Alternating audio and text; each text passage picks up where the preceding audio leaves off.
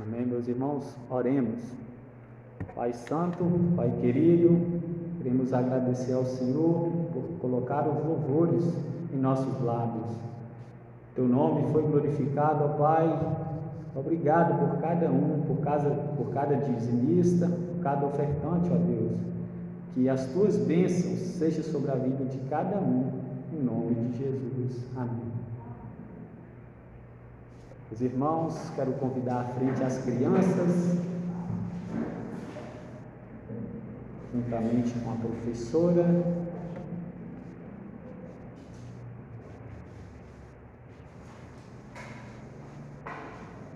Pedir à irmã Gilmara que faça uma oração, por favor. Deus, eterno Pai dos céus, nós te damos graças, ó Pai, por mais uma vez podermos estar na tua casa neste dia. E agora, Deus, quando já cantamos, ó Deus, louvores ao teu nome, temos a tua palavra, ó Deus, e meditamos nela, Pai. Nós agora te pedimos, ó Pai, que o Senhor possa estar abençoando o culto, ó Deus, o restante deste culto, ó Pai, abençoando, ó Deus, as crianças que irão subir ali, ó Deus, e ouvir a tua palavra, através da tua serva, ó Pai, que elas, ó Deus, possam, ó Deus, estar com os corações atentos, ó Pai, e receber esta palavra nesta noite. Abençoe-nos, ó Deus, aqui também, que nós vamos ficar aqui. Que eu possa estar, ó Deus, através do teu servo, ó Deus, colocando as palavras no nosso coração, e que nós possamos, ó Deus, estar aqui desta noite, ó Deus, transformados, ó Deus, pela tua graça, ó Pai. Ainda, ó Deus, na oportunidade, ó Pai, quero te pedir que o Senhor possa estar abençoando aqueles que não puderem vir, ó Deus, em especial, ó Deus, nesta noite, quero te pedir pela vida desses meninos que foram, ó Deus, fazer o Enem, que o Senhor possa estar guardando eles nessa estrada, ó Deus, que eles possam chegar em segurança aqui debaixo dos teus cuidados, ó Pai. Muito obrigada pelas bênçãos que o Senhor tem derramado na nossa vida, ó Pai. Nós te adoramos, louvamos teu nome, em nome de Jesus. Amém. Amém. As crianças vão subir. Eu convido a vocês, meus irmãos, que abram as suas Bíblias, por favor. 1 Reis, capítulo 21.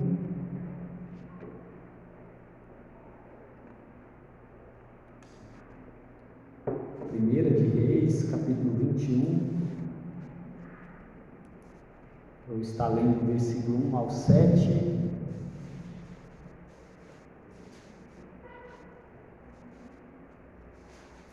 O tema da mensagem é Viva para a glória de Deus. 1 Reis, capítulo 21, versículo 1 ao 7.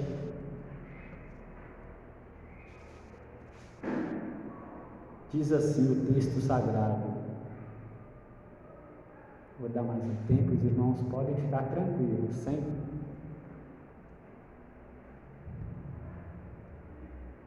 Primeira Reis 21, versículo 1 ao 7.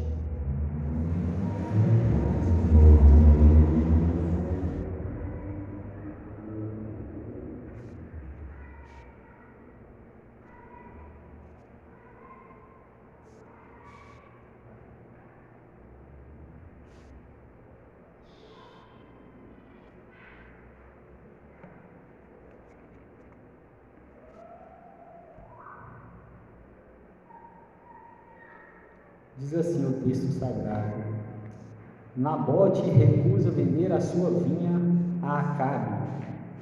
Sucedeu depois disto o seguinte: Nabote, o jezreelita, possuía uma vinha ao lado do palácio que Acabe, rei de Samaria, tinha em Jezreel. Disse Acabe a Nabote: Dá-me a tua vinha para que me sirva de horta, pois está perto, ao lado da minha casa. Dar-te-ei por ela outra melhor, ou se for do teu agrado, dar-te-ei em dinheiro, o que ela vale. Porém Nabote disse a Acabe: Guarda-me o Senhor, de que eu dê a herança de meus pais. Então Acabe veio desgostoso e indignado para sua casa, por causa da palavra que Nabote, o jezreelita, lhe falara.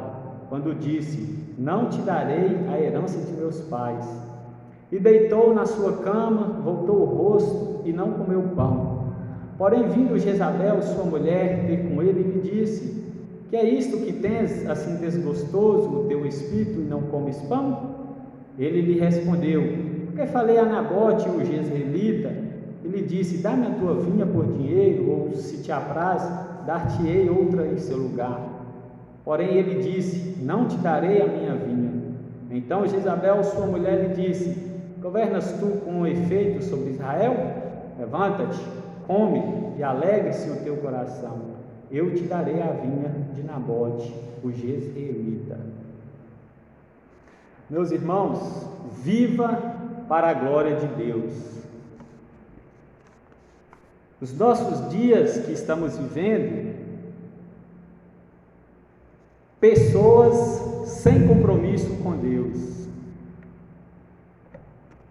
Muitas pessoas não estão levando o cristianismo a sério. O cristianismo, para muitas pessoas, virou brincadeira. Nós podemos olhar aqui poucos membros, poucas pessoas, as atividades de oração, poucas pessoas. Ninguém quer levar a sério.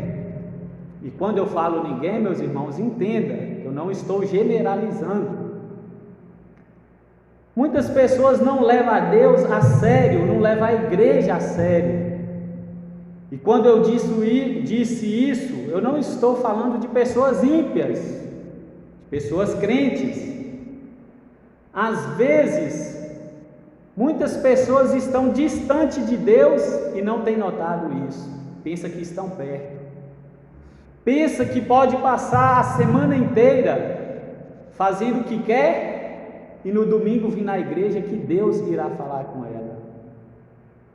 Talvez você que está aqui nessa noite, eu não sei o seu íntimo, mas talvez você está distante de Deus. Talvez pela culpa do pecado, pelas consequências da vida, pelas lutas da vida. Muitas pessoas pensam que estão tendo comunhão com Deus, o quanto estão longe de Deus. Você que está aqui nessa noite, você vive para Deus? Você vive para a sua glória? Não precisa responder, Deus o sabe. Então, meus irmãos, muitas pessoas não querem um compromisso com Deus.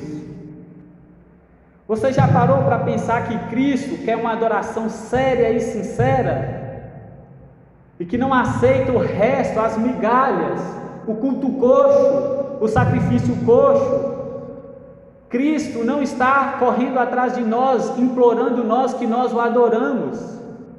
Cristo não está atrás de nós, pedindo, implorando, pedindo a nossa ajuda a vir aqui nessa igreja. Não!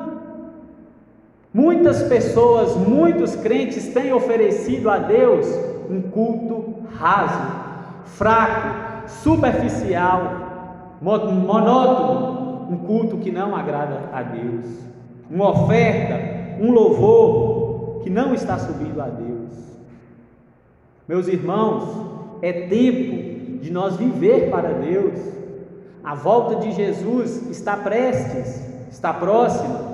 Cada dia que se passa vai aproximando e os acontecimentos vão intensificando. Quando as lutas, as perseguições chegarem, somente aqueles que estiverem enraizados, edificados em Cristo, que vão suportar. Por que você não vive para a glória de Deus? O que tem te atrapalhado? Abra mão. Cristo é tudo que nós temos.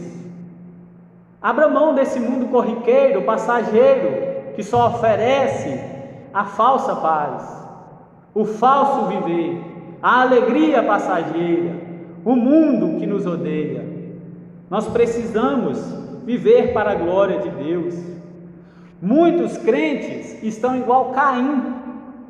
Quando nós lemos em Gênesis, no capítulo 4, Moisés vai relatar que Adão coabitou com a sua mulher, Eva, e nasceu seu filho, Caim.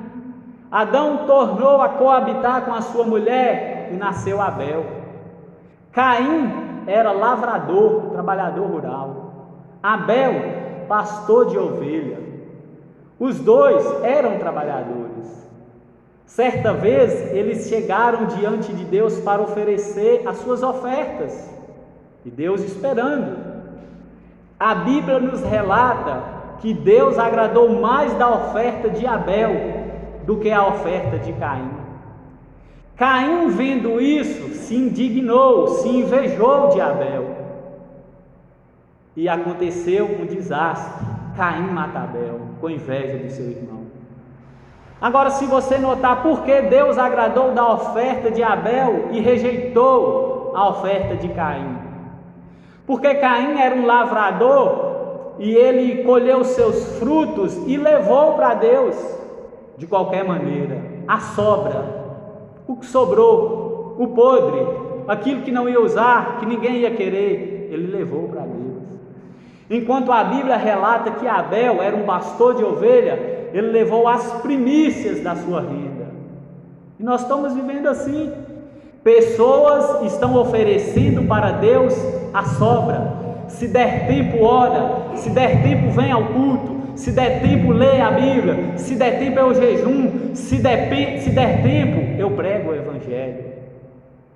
Enquanto Mateus, no capítulo 6, no versículo 33, vai dizer: buscai em primeiro lugar o reino de Deus e a sua justiça, e as demais coisas, a comida, a vestimenta, a água, tudo Deus proverá, em consequência da sua busca em primeiro lugar a Ele. Muitas pessoas estão igual Caim, oferecendo o que sobra. Eu vou em tal lugar, se eu chegar antes eu vou ao culto. Se eu chegar antes, se der tempo eu vou. E às vezes nem deu conta que Deus requer o primeiro lugar em suas vidas. Muitos crentes estão também como sacerdotes, lá em Malaquias, no capítulo 1. Presta atenção no que diz, meus irmãos. Malaquias 1, versículo 6 a 8. Olha só a palavra de Deus. O filho honra o pai, e o servo ao seu senhor. Se eu sou pai, onde está a minha honra? E se eu sou Senhor, onde está o respeito para comigo? Diz o Senhor dos Exércitos a vós outros, ó sacerdotes, que desprezais o meu nome. Aí vocês ainda me perguntam: em que desprezamos nós o teu nome? Aquelas pessoas que estão desprezando, quando vem uma repreensão e perguntam: o que eu fiz? Em que nós estamos falhando? Aí vem a resposta de Deus: ofereceis sobre o meu altar pão imundo, e ainda perguntas: em que te havemos profanado?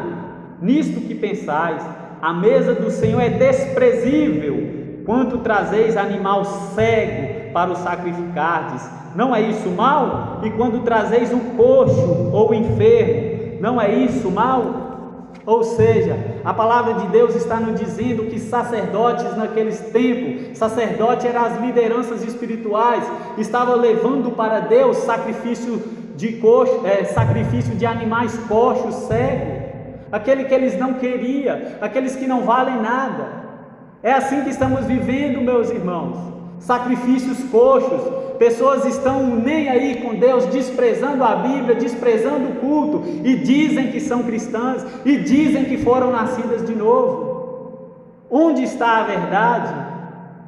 Nós vimos aqui a repreensão do próprio Deus. Vocês estão desprezando o altar, vocês estão desprezando a oferta, vocês estão desprezando o culto, vocês estão desprezando a leitura da Bíblia, ó sacerdotes.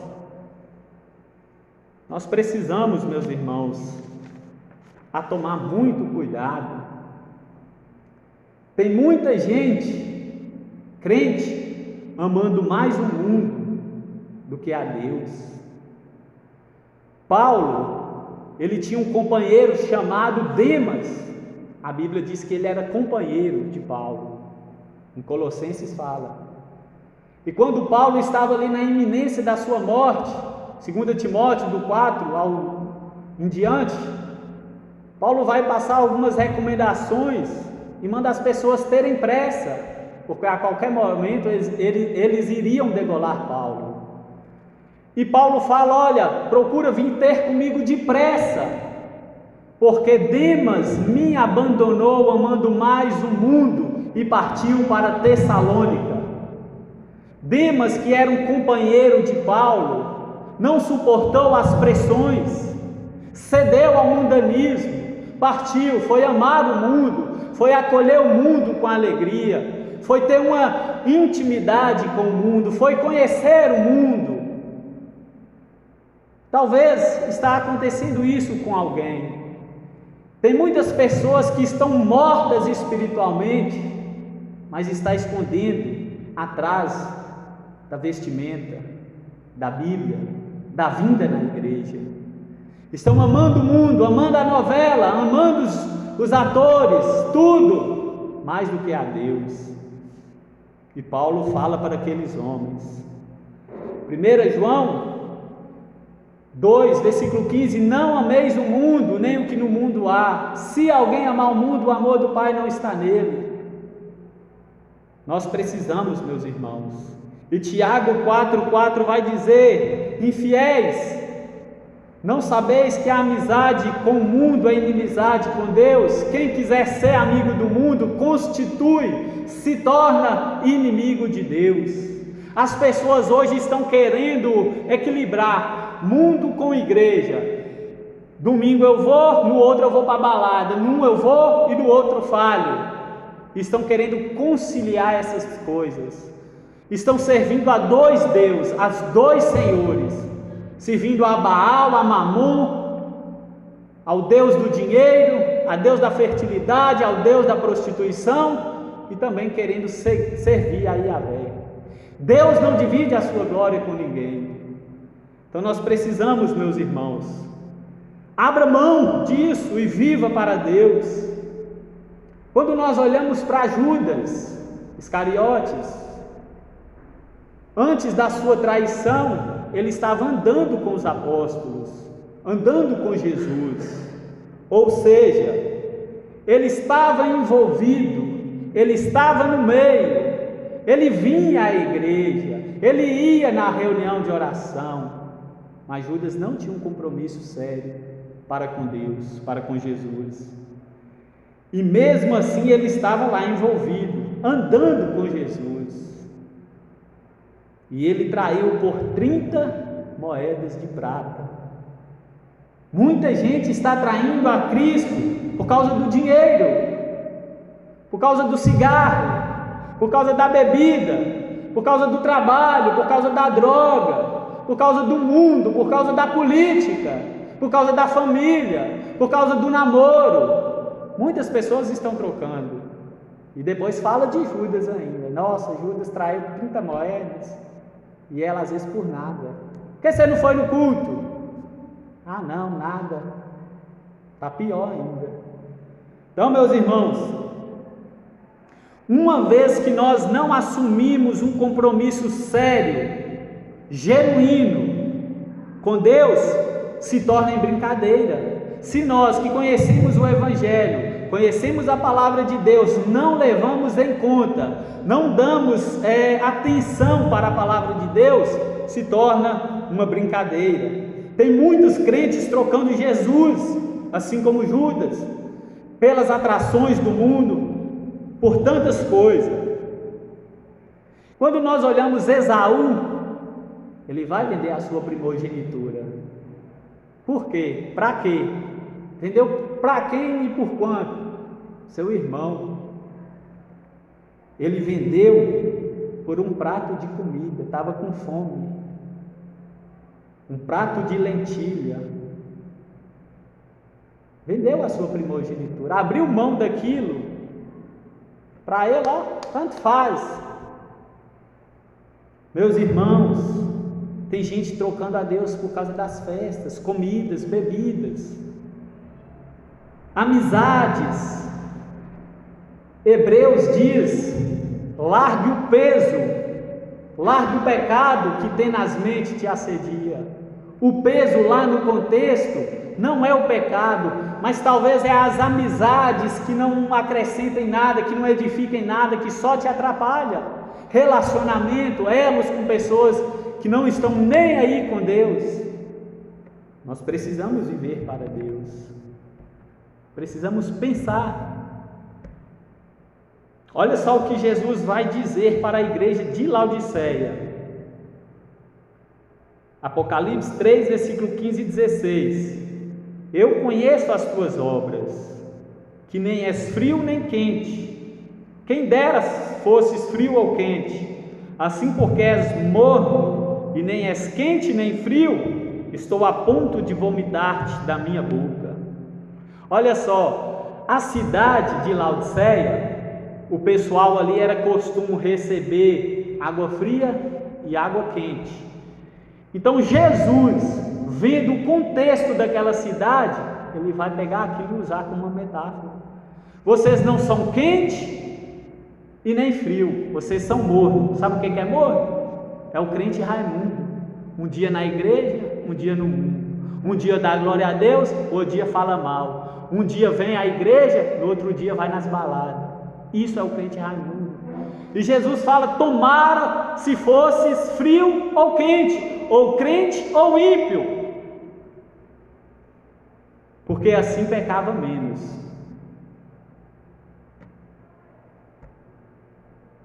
E se Jesus estiver olhando para nós, sondando o nosso coração aqui nessa noite, porque a Bíblia diz que Ele está no meio da igreja, passeando, conhecendo cada um, o seu coração, o meu, que estou aqui, Ele está sondando, vendo. E se fosse, Ele estivesse falando isso com um de nós, perguntando: você é quente ou frio? Que nós responderia para Deus: por que cocheais em dois pensamentos? Se Deus é Baal, serviu. Se Ele é Deus, serve-o. Se você é crente, meu irmão, assuma uma postura diante de Deus e serve a Ele de verdade, de coração e em espírito e em verdade. Mas se você não é, se você serve ao mundo, vá para o mundo, vai aproveitar das coisas do mundo. Mas se você quer viver para a glória de Deus, você vai ter que negar a si mesmo, tomar a cruz e seguir Jesus.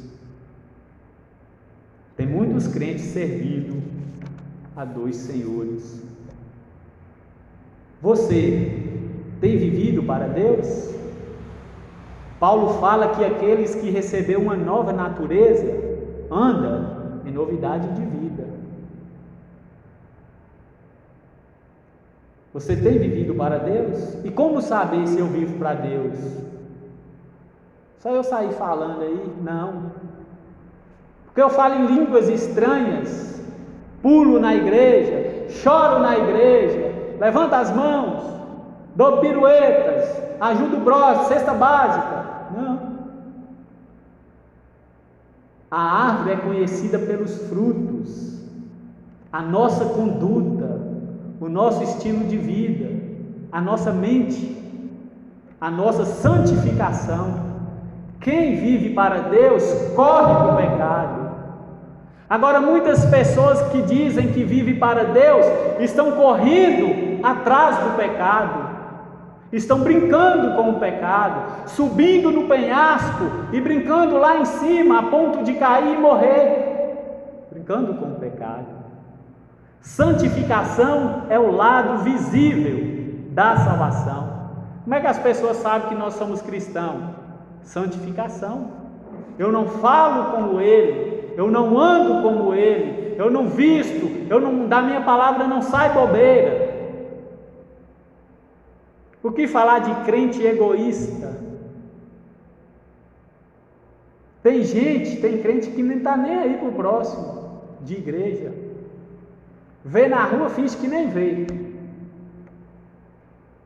E quer habitar no céu junto. Tem gente que vê o outro na rua, corre para outra rua. E na igreja canta: somos família.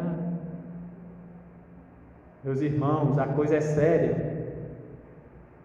Tem gente que corre, tem gente que está distante das necessidades do próximo, e na igreja canta. Tem gente que só pensa em si próprio. E o que falar do avarento? Não ajuda ninguém, é rico, tem condições, e vê as pessoas em necessidade e não estão nem aí. Se vira, vai atrás de um trabalho, procura, nem sabe o que está acontecendo. E a Bíblia vai contar uma parábola em Lucas, capítulo 12, do versículo 13 ao 20. Jesus estava diante da multidão e tinha 2 homens interessados na herança terrena. Aí um grita para Jesus: mestre, fala para o meu irmão repartir comigo a herança. Aí Jesus, como era direto, ele fala: por acaso eu sou juiz ou repartidor entre vós? Ou seja, eu não estou aqui para julgar estas causas, eu vim servir, eu vim fazer outra coisa. Então Jesus vai propor uma parábola. Ele vai dizer que tinha um homem, que a herdade de um homem produziu muitos frutos, com muita abundância. E esse homem, ao colher os seus frutos, viu que era bastante, muito. Ele tinha os celeiros. O que ele faz? Ele destrói os celeiros e constrói outros celeiros maiores. E ele vai dizer para a sua alma: alma minha, tem muito em depósito, come, bebe, regala-te, folga-te, minha alma, você vai viver muito, minha alma. Não pensou no próximo, não pensou no irmão, não pensou na necessidade do outro, pensou em si. Era avarento, amava o dinheiro. Então Jesus repreende esses 2 homens, e ele fala que aquele homem morreu, e ele fala: louco, esta noite você vai morrer. O que você tem preparado, toda a herdade que você recolheu, para quem ficou, louco? Assim é todo aquele que ajunta riqueza para si e não para com o próximo. Meus irmãos, tem muitos crentes sendo empecilhos para outras pessoas. Tem muitos crentes sendo empecilhos, ou seja, não entram e não deixam as outras pessoas entrarem.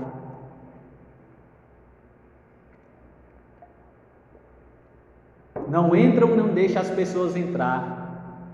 E isso através de quê? Maldades, fofocas, maledicências, amargura, ódio e etc. Jesus repreende os fariseus lá em Mateus 23:13. Ai de vós, escribas e fariseus hipócritas, porque fechais o reino dos céus diante dos homens, pois vós não entrais nem deixais entrar os que estão entrando. Vocês, seus hipócritas, seus fingidos, seus escribas e fariseus, vocês não estão entrando, vocês não estão levando o cristianismo a sério e estão sendo escândalo, pedra de tropeço para outras pessoas. Vocês não tomam uma postura certa diante de Deus e atrapalham os que querem tomar uma decisão. Tem muitas pessoas provocando escândalos, causando pedra de tropeço. E Jesus repreende: ai de vós, ai de vocês, o juízo está sobre vocês, seus hipócritas, seus fingidos, seus falsos, porque fechais o reino dos céus. Agora, o que é viver para Deus? E como viver para Deus? Nós vamos ver aqui alguns personagens que viveram para a glória de Deus, que é um exemplo para nós. Primeiro, o apóstolo Paulo. Paulo não causou escândalo. Paulo foi um homem reto do começo ao fim, do começo do seu cristianismo, do começo da sua salvação, desde quando ele caiu do cavalo, ele não foi pedra de tropeço, ou seja, do começo da sua salvação, nem traiu o cristianismo, ao contrário, ele morreu em defesa da fé. 2 Timóteo 4, do versículo 6 ao 8, Paulo fala que já estava sendo oferecido como libação de sangue, ou seja, a qualquer momento eles iriam chamar ele, degolar ele, cortar o seu pescoço. A partida dele já estava em iminência a qualquer momento. E ele vai dizer: combati o bom combate, guardei a fé, completei a carreira. Paulo vai, no final da sua vida, ele vai pensar, refletir no que ele fez, qual foi o legado que ele deixou, e ele fala: eu guardei a fé, preservei a fé, eu vivi para Deus, eu preguei o Evangelho, eu ensinei, eu visitei, eu busquei, eu fiz, eu orei. Paulo foi degolado, cortou o pescoço de Paulo com uma espada. E tem gente, você não pode nem falar nada, que se afasta. Outro homem que viveu para a glória de Deus, Estevão. Estevão foi o primeiro mártir do Novo Testamento. Lá em Atos capítulo 7 vai falar que ele foi o primeiro mártir em defesa da fé, em prol do Evangelho, em prol a Cristo. Ele era um jovem cheio de Deus, cheio do Espírito Santo, saturado pelo Espírito, pregava com ousadia, pregava com firmeza, com fidelidade, com convicção, com certeza do que estava falando.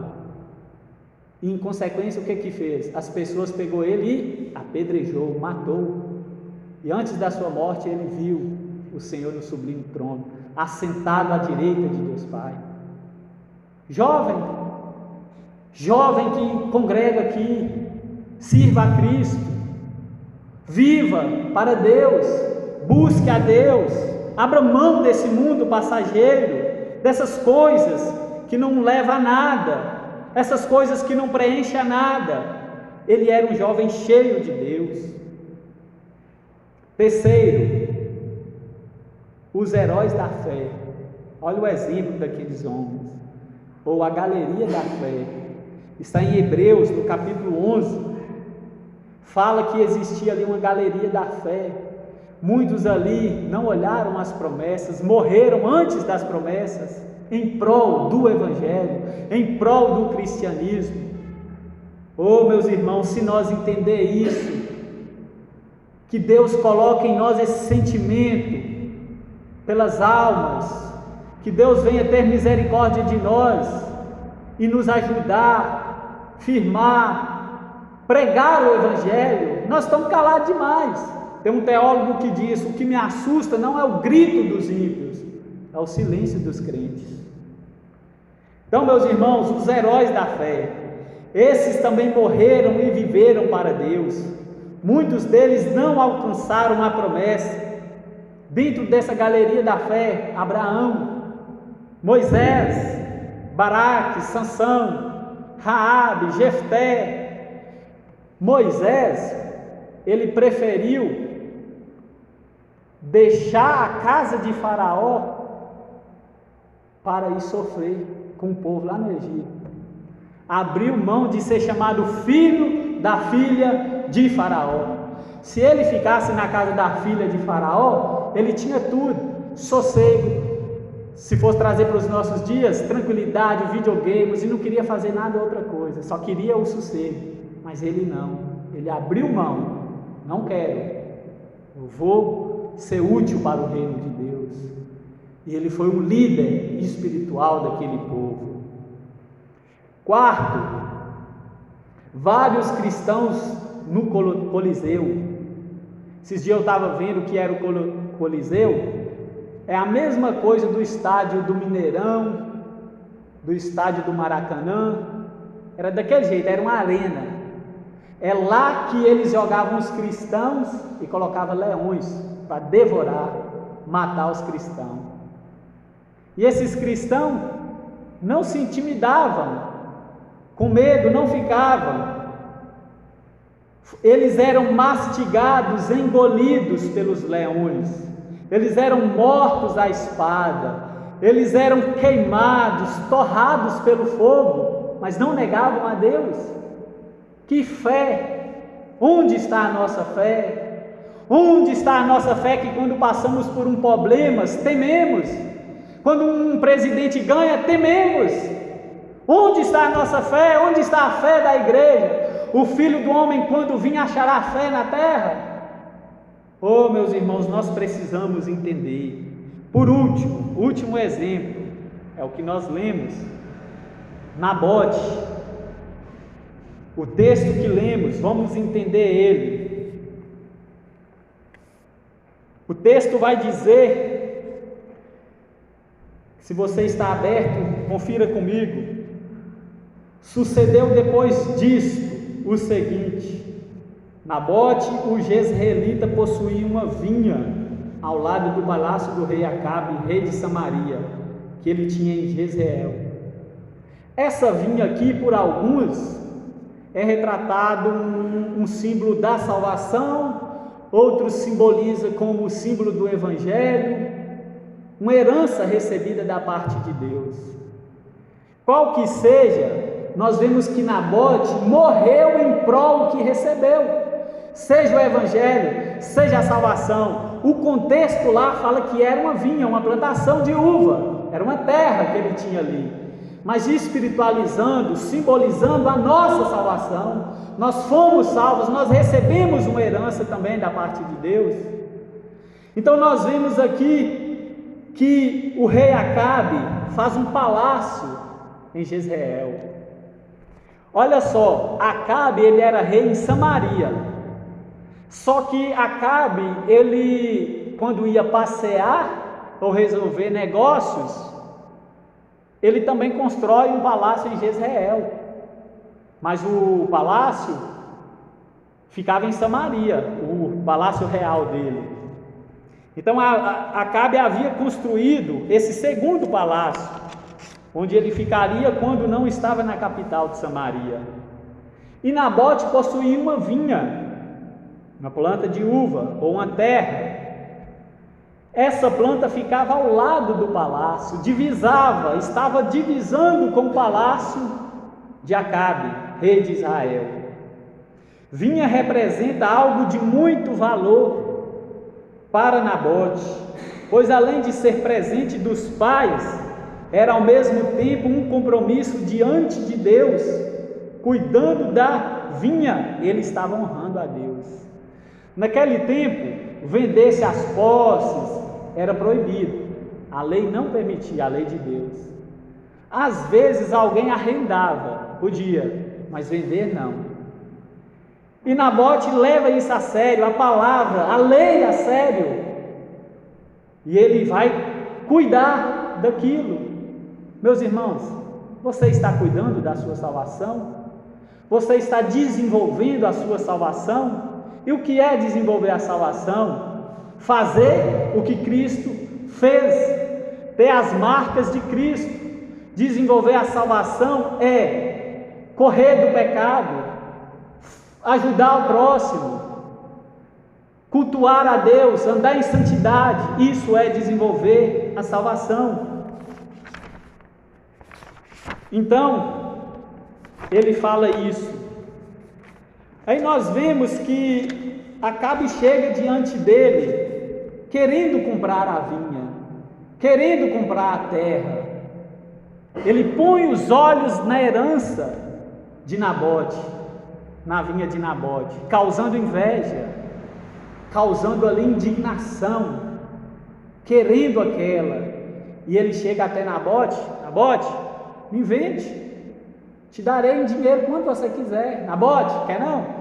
Vamos, eu te dou outra melhor ainda, Nabote. Ah, mentira de Satanás aí. Se ele tem uma melhor, como ele ia trocar numa pior? Satanás, meus irmãos, faz isso com nós. ele mostra para muitas pessoas as fantasias do mundo, parecendo que é bom, que é gostoso, que é prazeroso, que é mais bonito, mas por dentro é podre, mas por dentro tem ossos, está fedendo, por dentro cheira mal, é caminho de morte. Satanás, ele usa essas coisas. Meninas, quando estão procurando namorados, o ímpio é mais bonito, é mais formoso, é bonito, é lindo, olha os olhos dele, mas são filhos do maligno. Então Nabote recusa vender isso. Na cultura dos cananeus naquela época, como a terra era uma simples mercadoria a ser comercializada e vendida por busco a oferta de Acabe, Nabote, o que ele podia fazer era emprestar ou arrendar. Por mais que os cananeus, a lei dos cananeus permitia vender, trocar, Nabote pertencia ao povo de Deus. Não abra mão. Muitas vezes chega para nós, todo mundo faz, todo mundo fala, nós servimos a Deus, meus irmãos, nós não fazemos. Então, meus irmãos, era algo do Oriente Médio, as pessoas procuravam comprar, trocar, vender, e Nabote não. E ele chega, te dar-te-ei por ela outra melhor, e ele fala, não, eu não vendo, guarda-me o Senhor de vender. Cuidado com as bandejas de Satanás, meus irmãos. Cuidado com o que Satanás tem posto em seu caminho, parecendo que é bom. Cuidado, abre os seus olhos espirituais, esteja em comunhão com Deus, esteja em amizade com Deus, para que você não tropeça. E ele põe os olhos na vinha. Ele queria aquela vinha de todo jeito. Parece ser bom, mas ele não quis. Então ele oferece também dinheiro. Você não quer trocar numa melhor? Não, então eu te dou dinheiro. Se fosse nos dias de hoje, dinheiro, quanto você me dá, Acabe? Te dou 100 mil, não, me dá 50 mil. Quanto você quer, Acabe? Quanto você me dá, Acabe? Já teria vendido há muito tempo. Então, meus irmãos, o que adianta ganhar o mundo inteiro e perder a alma? Então nós vimos aqui que Nabote vai responder, guarda-me o Senhor. Eu não farei isto, eu não venderei. A resposta de Nabote, as palavras de Nabote sugerem que a troca ou a venda da propriedade seria um descumprimento da lei de Deus, e portanto seria desagradável aos olhos de Deus. Ele tinha em mente, guarda-me o Senhor está me vendo, eu não venderei, a onipresença de Deus está me vendo, por mais que os meus pais já morreram, por mais que a minha família está distante, por mais que eu estou precisando de dinheiro, mas eu não cedo nem 1 milímetro, eu não cedo a essa pressão. Imagina a pressão. Talvez, a Bíblia não fala, mas talvez Nabote estava precisando de dinheiro, só estou conjecturando. Talvez Satanás jogando ali em sua mente, seus pais já morreram, rapaz, vende e compra outra, rapaz, bebe um pouquinho, irmão, vai na festa, não tem problema não, Deus criou tudo, irmão, aproveita, você está novo, aproveita da vida, meu irmão. Nabote, guarda-me Deus, Deus está no céu me vendo, guarda-me o Senhor. Então a resposta de Nabote foi isso. Ele falou, se ele vendesse seria uma coisa desagradável a Deus. Então a razão era que a vinha era uma propriedade ancestral. O Senhor, o dono de todas as terras de Israel, havia proibido às famílias israelitas que entregassem de modo permanente a titularidade de terras de família. Está em Levítico e está também em Números. Por lealdade ao Senhor, Nabote recusou a oferta de Acabe. Versículo 4, o que acontece no versículo 4? Depois das respostas de Nabote, ele fica triste, indignado, desgostoso e vai embora do seu palácio. Chega no seu palácio triste, vai para o quarto, deita na cama, desgostoso e não come pão. Jezabel vendo aquilo, o que está acontecendo, Acabe? Aí ele conta, é porque Nabote me recusa vender a vinha, nem trocar, nem vender, ele não quer nada por aquela vinha. Ei, Nabote, que é difícil. Aí ela responde, uai, você não é rei em Israel? Toma vergonha, Acabe. Você é um rei, você pode ter tudo o que você quiser. Uai, você é frouxo. Jezabel, meus irmãos, foi uma princesa fenícia e esposa de Acabe. Ela era mãe de Atalia, Jorão, de Israel e Acasias. Ela vê o seu marido triste, então vai saber o que estava acontecendo, o motivo da sua tristeza. Ela preocupou com o seu marido. Aí ele conta que ele não ia vender. Jezabel agora fica sabendo o que estava acontecendo, entristecendo o seu marido. Ela sabia qual é o motivo que o seu marido estava triste. A razão era que Nabote não abriu mão da sua herança. E ela fala, não governas tu com efeito sobre Israel? Essa declaração pode ser interpretada como uma exclamação ou uma pergunta. Você não é rei de Israel? Ou pergunta ou exclamação. De qualquer modo, Isabel estava censurando Acabe por ele não exercer o poder e a autoridade absoluta nessa questão. Tudo que você quiser é seu. Mas você não é rei? Tudo não está debaixo do teu comando? Acabe. Para concluir, meus irmãos, do versículo 8 ao 16, que vai acontecer? Jezabel vai querer solucionar o problema do seu marido. Ela vai arrumar uma mentira, forjar uma mentira. Ela vai pegar 2 homens, filhos do diabo, de Belial, e vai tramar contra Nabote, e vai falar com aqueles homens: pega Nabote e apedreja ele até a morte. Fala que ele blasfemou contra Deus. E aqueles homens, filhos de Satanás, pega Nabote, leva até a porta da entrada e fala que ele blasfemou contra Deus, e apedreja aquele homem até a morte. Mas Nabote não recusou, não vendeu. Nabote deixou de ver a vinha física para acordar diante da árvore da vida. Nabote deixou de ver o rei de Israel, Acabe, em sua presença, para ver o rei celestial. Nabote entrou na presença imediata de Deus, e Deus o agradou da sua oferta. Ele morreu. Nós iremos conversar com Nabote lá no céu. Feche seus olhos, meu irmão. Vamos orar a Deus. Peça a Deus força, firmeza, coragem, atitude, convicção da sua salvação. Se você namora, se você está aqui, peça a Deus confirmação de quem é a pessoa. Se você está aqui diante da palavra de Deus, submeta a palavra, ore com ousadia diante de Deus, peça a Deus firmeza, prontidão, atitude, peça a Deus para te ajudar a servir Ele, peça a Deus para te levantar, peça a Deus para te guardar, peça a Deus, meus irmãos, para te preservar, para estender a sua mão santa para você. Ó Deus, estão aqui o teu povo, nós, meu Deus, as bandejas são muitas, ó Pai, e se estamos aqui de pé, é por causa da tua graça. Não aparta a sua graça de nós, ó Deus. Sem ela, o que seria de nós?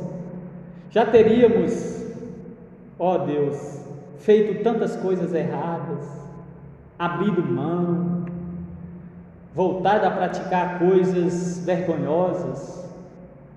Oh, meu Deus, não deixe que essas palavras sejam lançadas ao vento, que essa palavra ache guarida nos corações nossos, Quando eu estudei essa palavra, Senhor, o Senhor falou muito comigo, que eu precisava rever algumas coisas da minha vida. Oh, meu Deus, tem misericórdia, tem compaixão do teu povo, abençoa os irmãos que estão aqui, nas suas diversas lutas, aquele que está precisando de libertação de tal área, ó Deus. O Senhor é a verdade que liberta. Compadece, Senhor, de nós, estenda, traz libertação. Tem muitos aqui que têm orado por conversão das suas famílias. Oh Deus, não esqueça de nós, Pai. Atenta para nós, ouve-nos e responde-nos. Salva os nossos familiares, meu Deus. Não deixe que eles vá ao inferno para queimar por toda a eternidade. Abra os olhos deles, de cada um, de cada família representada aqui, meu Deus. O Senhor conhece os pedidos, as súplicas dos teus filhos. Muitos estão passando por lutas familiar, conjugal. Leve amor, Senhor. Leve compreensão, confiança, fidelidade. Nos ajuda a ser como Nabote, Pai, Paulo, Estevão, Elias. Oh, meu Deus. A razão deles ter permanecido de pé é porque eles confiavam, a sua fé estava depositada em Cristo, não é porque eles eram bom, firme o suficiente. Nabote mesmo olhou para o Deus de Israel, para a lei. Ele não quis fazer algo que contrariava a tua lei, submetendo a tua palavra, meu Deus. Nos ajuda a submeter ela. Repreenda todo mal, em nome de Jesus. Ó Deus, nós te agradecemos por tudo. Amém.